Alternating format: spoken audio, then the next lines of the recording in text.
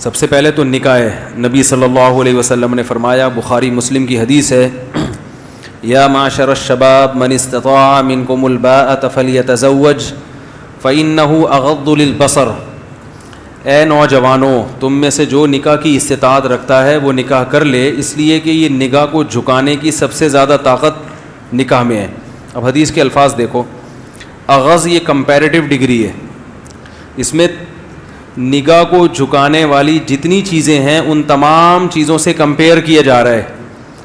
نگاہ کو جھکایا جاتا ہے جب انسان تبلیغ میں وقت لگاتا ہے تو بھی نگاہ جھکنے کی صلاحیت پیدا ہوتی ہے. اہل اللہ کے بیانات سنتا ہے تو بھی نگاہ جھکنے کی صلاحیت. اللہ کا خوف, محاسبہ, مراقبہ, یہ تمام ایسی چیزیں ہیں جن سے انسان میں نگاہ کو جھکانے کی صلاحیت پیدا ہوتی ہے. تو آپ صلی اللہ علیہ وسلم نے ان تمام چیزوں سے کمپیئر کیا نکاح کو. فرمائے تمام چیزیں ہیں مگر سب سے زیادہ طاقت نگاہ کو جھکانے کی کس میں؟ شادی میں, نکاح میں. یہ حدیث ہے. اغض کمپیئر کیا جا رہا ہے, جیسے نا گڈ, بیٹر, بیسٹ. بیٹر کا مطلب بیٹر دین فلاں فلاں فلاں. تو تمام چیزوں کو ایک طرف, ان سے زیادہ. تو سب سے زیادہ پاورفل چیز نگاہ کو جھکانے کی کون سی ہے؟ نکاح. نامحرم سے نگاہ جھکانا چاہتے ہو تو نامحرم سے نکاح کر لو. اور لاجیکلی بھی ایسا ہی ہے. بھوک برداشت کرنے کی, بھوک کا سب سے بہترین علاج کھانا کھا لو, حلال پیسوں سے روٹی خرید کے کھا لو. بھوک کا ایک علاج یہ بھی ہے کہ آپ سوچیں کہ کسی کی روٹی کھانے سے نقصان ہوتا ہے, گناہ ملتا ہے. چورا کے روٹی سے بزرگوں کے بیانات سنیں کہ چوری کے خلاف تبلیغ میں وقت لگائیں تو ایک احساس پیدا ہوگا بھائی کسی سے روٹی نہیں چھیننی, مگر احساس ہی ہوگا, پھر بھی دل چاہے گا. سب سے بہتر حل کیا ہے کہ حلال کماؤ, روٹی خرید کے کھا لو, پیٹ بھر جائے گا. تو تبلیغ والے پھر اگر کوئی دنیا دار آدمی کہے گا بھی نا کہ حرام روٹی کھاؤ تو بھی آپ نہیں کھاؤ گے, بولے گا یار جب حاجت ہی نہیں ہے. تو نکاح کرنے سے انسان میں حرام کی خواہش یا تو بالکل ختم ہو جاتی ہے یا کم, کیونکہ جب ایک جو باڈی کی ایک ریکوائرمنٹ تھی وہ جائز طریقے سے پوری ہو گئی ہے تو کوئی اتنا فنٹر نہیں ہوتا کہ ہر وقت ایک ہی خواہش اس پہ مسلط رہے. ارے ہر خواہش اللہ نے محدود رکھی ہے نا.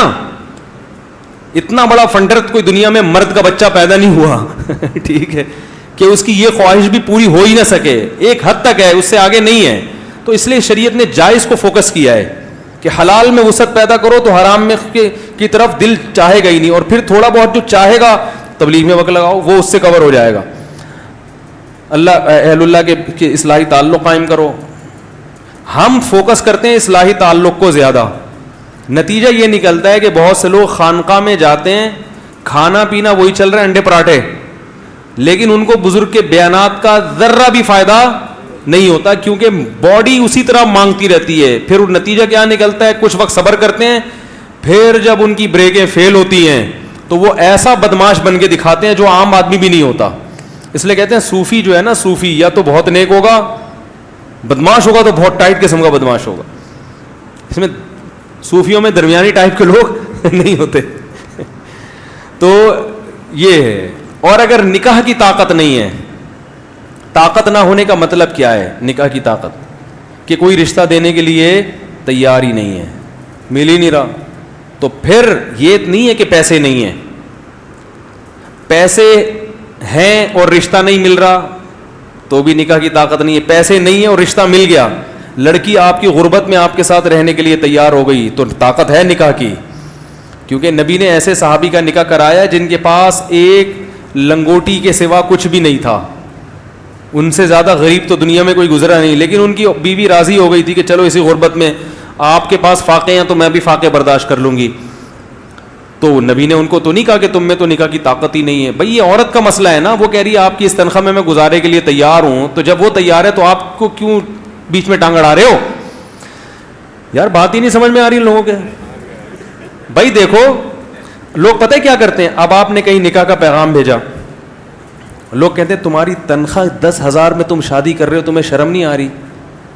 تو بھائی وہ ریجیکٹ کرے لڑکی کے 10,000 والا مجھے نہیں چاہیے کیونکہ میں 10,000 میں گزارا نہیں کر سکتی.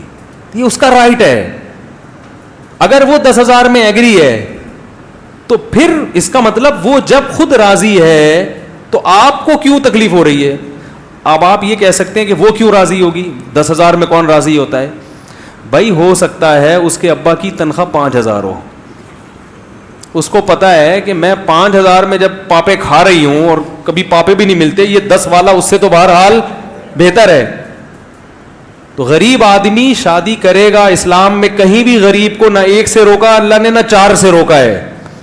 غربت نکاح میں رکاوٹ ہے ہی نہیں مرد کے لیے, عورت کی بات نہیں کر رہا, مرد کے لیے رکاوٹ نہیں, عورت کے لیے رکاوٹ ہے. عورت کہہ سکتی ہے بھائی میں نے اپنے ابا کے یہاں ڈیفینس کلفٹن میں نے ٹائم گزارا ہے اور ہمیشہ پیزے برگر کھائے ہیں, تم 10,000 میں کیا سموسے بھی نہیں لا سکتے, تم تو پاپے بھی نہیں کھلا سکتے, تو ٹھیک ہے اس کو رائٹ ہے وہ نہیں کرے, کیونکہ اس کو اپنے لیول کا بندہ چاہیے. مرد کے لیے غربت نکاح میں رکاوٹ نہیں ہے. اگر رکاوٹ ہوتی تو قرآن یہ تھوڑی کہتا کہ نکاح کرا دو, کر لیا کرو. ان یکونوا فقراء یغنیہم اللہ من فضلہ, اگر فقیر ہوگے تو اللہ اپنے فضل سے غنی کر دے گا. اللہ تو یہ کہتا ہے اگر فقیر ہو تو نہیں کرو, پیسے آنے دو پہلے.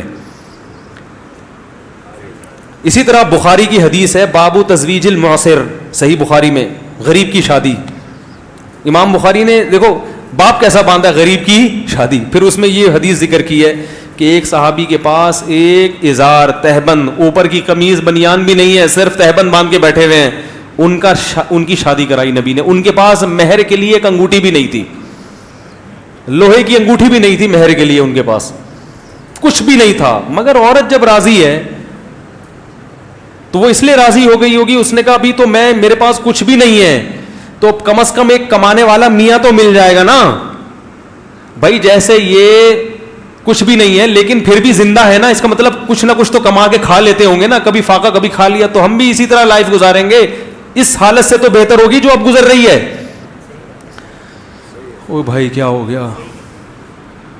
تو یاد رکھو آپ کی تنخواہ کم ہے تو بھی آپ شادی کریں, زیادہ ہے تو بھی. زیادہ ہونے کا فائدہ کیا ہوگا؟ مالدار لڑکیاں کی آپ کے نکاح کی پیشکش قبول کریں گی. آمدن کم ہونے کا نقصان کیا ہوگا؟ مالدار رشتے نہیں ملیں گے, ہاں اپنے سے غریب مل جائیں گے. تو اصول تو یہی ہے کہ جیسے خود ہو اسی حساب سے. آپ کی تنخواہ 10,000 ہے تو 10 لاکھ والے کو پیغام کیوں بھیج رہے ہو؟ شرم نہیں آتی معذرت کے ساتھ؟ تو جو آدمی کہہ رہا ہے میری تنخواہ کم ہے اس لیے میری شادی نہیں ہوتی, تو جھوٹ بول رہا ہے.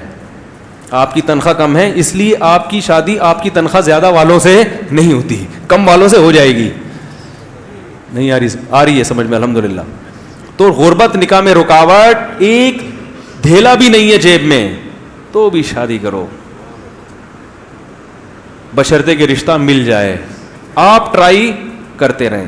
ہاں رشتہ نہیں مل رہا جیسے کہ ملنے کا چانس ہے بھی نہیں, کیونکہ لوگ لڑکی والے سب سے پہلے لڑکے کے پیسے دیکھتے ہیں, تو ان کو حق ہے کہ وہ دیکھیں.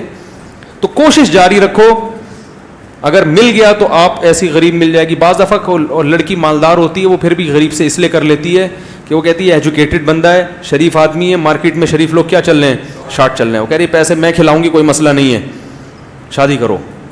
تو لیکن کم ہی کرتی ہیں اور کرنی بھی نہیں چاہیے, کیونکہ وہ بندہ پھر جب بیوی پہ ڈیپینڈنٹ ہو جاتا ہے نا, پھر گیا مسئلہ خراب ہو جاتا ہے, وہ حقوق نہیں ادا کرتا اور پھر پیڑے کھاتا ہے بیٹھ کے. تو عورت کو چاہیے اگر کوئی غریب سے کر رہی ہے تو دیکھے کہ چلو غربت تو برداشت کر رہی ہوں, بندہ تو ٹھیک ہونا, کہیں میری دولت پہ نظر رکھ کے نہ بیٹھ جائے.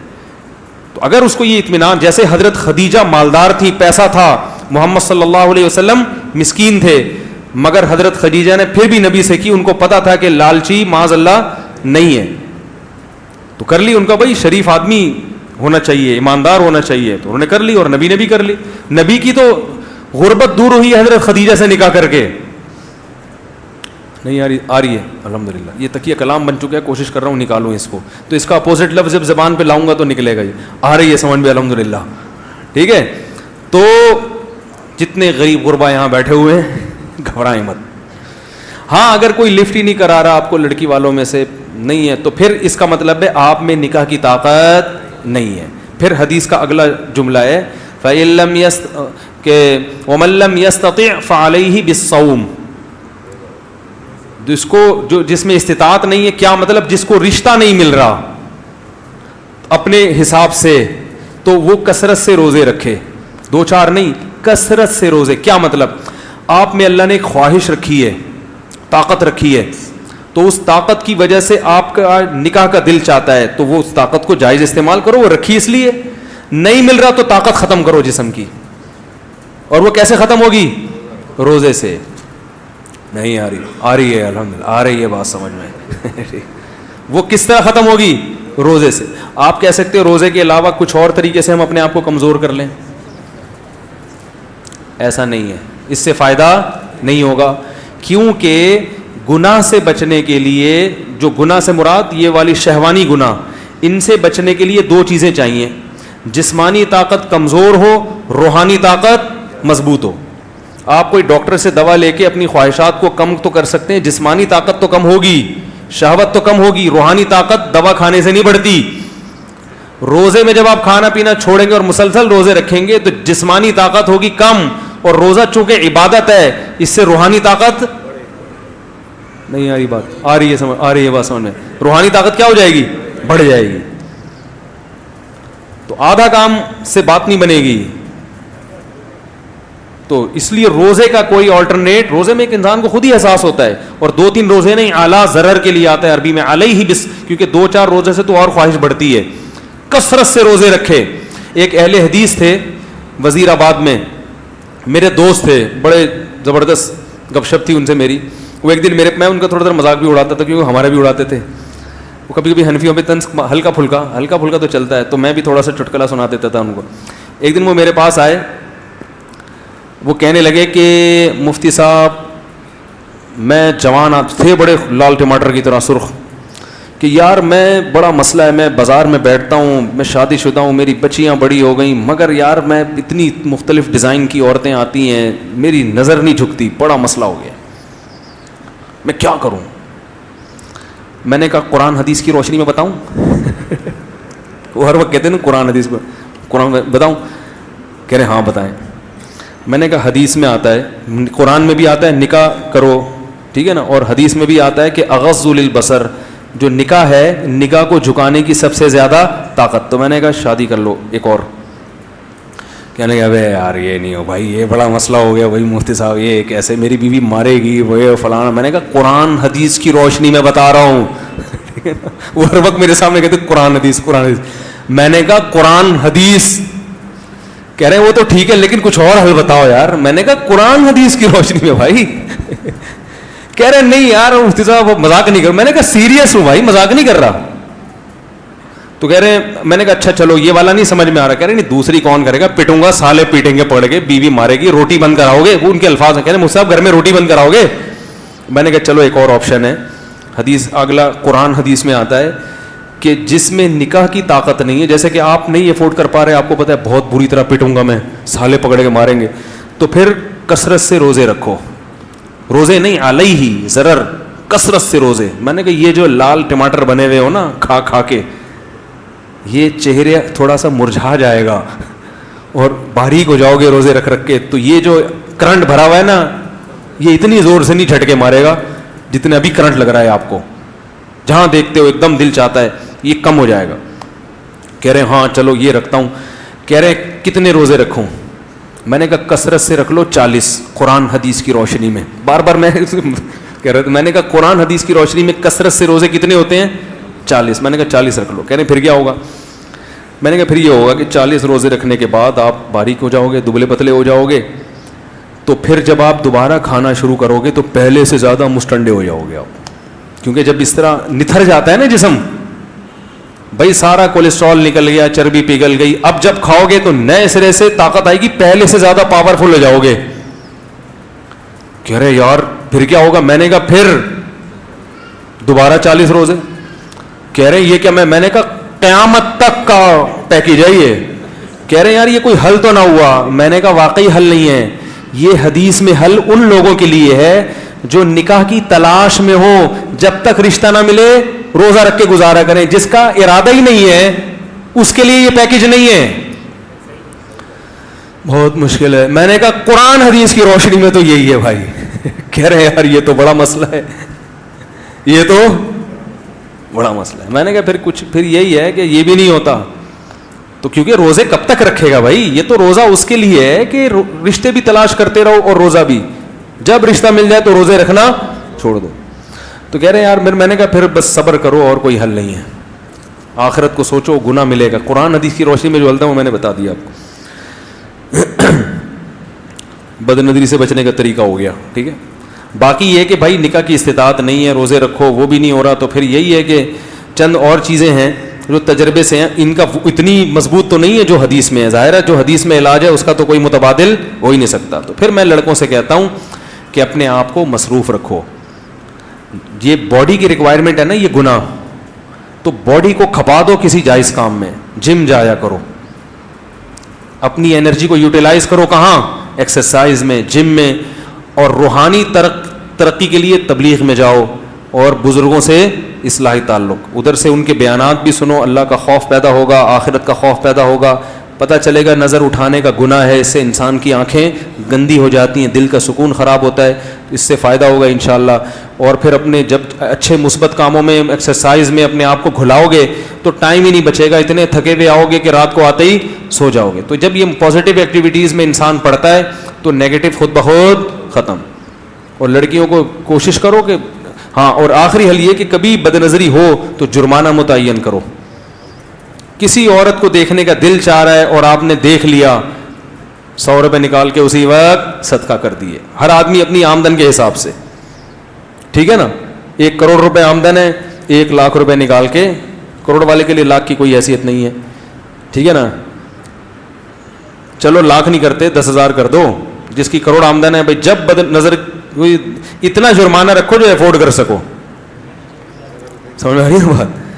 تو دن میں 10 دفعہ بد نظری ہو رہی ہے تو 10 دفعہ 100 روپے, 1000 روپے ایک دن ہوں گے. اگلے دن کہے گا آدمی 1000 نہیں 500 پہ آ رہا ہوں بھائی, میں 500 افورڈ کر پا رہا ہوں, 1000 نہیں. تو 5 بد نظریاں چھوڑے گا نا, اگلے دن کہے گا یار 500 بھی 2-4 دن تو ٹھیک ہے, پورے مہینے تو 30,000 روپے اچھا خاصا ہے.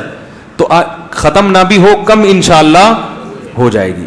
بہت اہم بات ہے یہ جو اب بتا رہا ہوں, ختم نہ بھی ہو کم ہو جائے گی. اور ایک گریوی میں فائدہ ہوگا, ختم نہ بھی ہو تو گناہ کے ساتھ نیکیوں کا پلڑا بھی.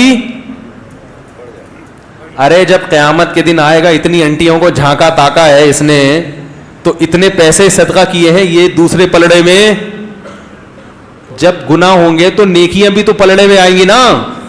تو اس صدقے کا فائدہ کیا ہوگا؟ گناہ کم ہوگا, ہو سکتا ہے چھوٹ ہی جائے, اور نہ بھی چھوٹا تو گناہ کا جہاں اعمال نامے میں گناہوں کا جو پلندہ بڑھتا جا رہا ہے, تو نیکیوں کا بھی ساتھ ساتھ ہو سکتا ہے اسی بیس پہ مغفرت ہو جائے. اللہ کہیں گے کہ اس نے غریبوں کی مدد کی ہے تو بدنظری بھی کی ہے, تو وہ والی نیکیاں اس کے گناہوں سے زیادہ ہو گئی ہیں, بخش دو. تو مقصد تو بخشوانا ہے نا اپنے آپ کو. کیا خیال ہے بھائی؟ تو پھر یہ نہیں کہ جان جان کر دیکھو, ایک دفعہ دیکھا 100 روپے ہیں کہ چلو نیکی بھی ہو رہی ہے, بخش تو جائیں گے نا. دوبارہ دیکھا 50 روپے, 500 روپے. یہ جائز نہیں ہے, کیونکہ قیامت کے دن نیکیاں اور برائیاں گینی نہیں جائیں گی, تولی جائیں گی. تو اللہ کو کوئی ایک گناہ بعض دفعہ اتنا ناپسند ہوتا ہے کہ وہ اس کا وہ گناہ تو ایک ہوتا ہے مگر وزن میں وہ بہت زیادہ بھاری ہوتا ہے. تو اس لیے گناہ سے اپنے آپ کو بہرحال بچانا ہی ہے.